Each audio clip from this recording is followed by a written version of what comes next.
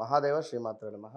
చాలామందికి కూడా వాస్తు దోషాలు కావచ్చు, లేదా గృహ దోషాలు కావచ్చును, లేదా ఇంట్లో వాస్తు సరిగా లేదండి, మాకు సరైనటువంటి పనులు అవ్వటం లేదు అని అనుకునేటువంటి వారు కానీ, లేదా ఇంటిలో డబ్బు నిలవడం లేదు అని అనుకునేటువంటి వారు కానీ, లేదా ఇంట్లో తరచూ కూడా గొడవలు జరుగుతూ ఉన్నాయి అని అనుకునేటువంటి వారు కానీ, లేదా ఇంట్లో ఆరోగ్యానికి సంబంధించినటువంటి ఇబ్బందులు ప్రతిసారి ఎదుర్కొంటూనే ఉన్నాం అని అనుకునేటువంటి వారు కానీ, ఇలా ఏదైనప్పటికీ కూడా మీకు వాస్తు దోషాలు అనేటువంటి పరిష్కార మార్గం కోసం అని చెప్పి మనకు ఒక చక్కటి ఉపాయం కావచ్చును, రెమెడీ కావచ్చును చెప్పడం జరుగుతున్నది.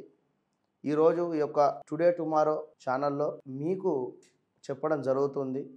ఇప్పటి వరకు కూడా ఎవరు కూడా చెప్పని విషయము, వాస్తుకు సంబంధించినటువంటి దోషాలు అది ఏదైనా ఉండనివ్వండి, అది ఎలాంటి దోషాలైనా కానివ్వండి, ఇప్పుడు మనం చెప్పేటువంటి ఈ యొక్క రెమెడీ కనుక మీరు పాటించినట్టయితే కేవలం 11 నుండి 21 రోజులలోనే అద్భుతమైనటువంటి ఫలితాలు మీకు గోచరిస్తుంది. కనుక ఎవరైనా కూడా వాస్తుతో ఇబ్బంది పడేటువంటి వారు ముందుగా మీరు ఖచ్చితంగా కూడా ఇంట్లో ప్రతిరోజు కూడా దీపారాధన చేసుకోవాలి. ఖచ్చితంగా కూడా ఇంట్లో దీపారాధన ప్రతిరోజు కూడా ఉండాలి.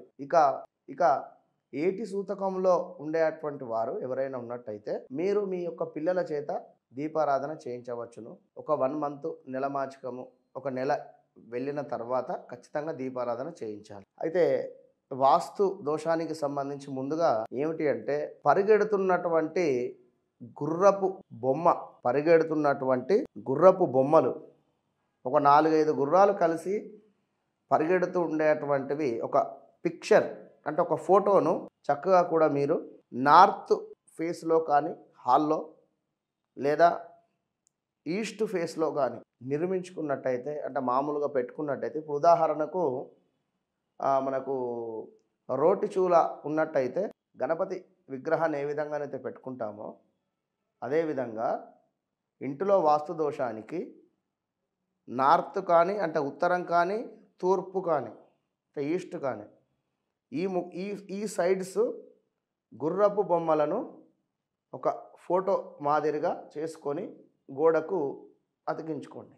ఇంకా ఏమిటయ్యా అనుకుంటే, తెలుపు రంగులో ఉండేటువంటి గుడ్లగూబ అనేటువంటిది లక్ష్మీదేవికి చిహ్నము. కనుక దీన్ని కూడా మనము సౌత్ కానీ లేదా దక్షిణం వైపుగా కానీ ముఖంగా ఉండేటువంటి విధంగా ఈ యొక్క ఫోటోలను మనం అతికించుకునేటువంటి ప్రయత్నం చేయండి. ఇంకా ఇవేవి కాదు అనుకున్నట్టయితే రాధాకృష్ణుల యొక్క ఫోటో, శ్రీకృష్ణుడిని చక్కగా కూడా రాధా కృష్ణుడు ఇద్దరు కూడా కలిసి ఉండేటువంటి ఫోటోను చక్కగా కూడా ఫ్రేమ్ కట్టించేసి నార్త్ సైడ్ అయినా, అంటే మనం ఇందాక మొట్టమొదటిసారి చెప్పుకున్నటువంటిది ఉత్తరం దిక్కైనా, లేదా మెయిన్గా కూడా ఉత్తరము లేదా దక్షిణం వైపుగా, కానీ ఉత్తరం వైపుగా పెట్టుకుంటేనే అద్భుతమైనటువంటి ఫలితాలు గోచరిస్తున్నాయి ఈ యొక్క రాధాకృష్ణుల వారి యొక్క ఫోటోను.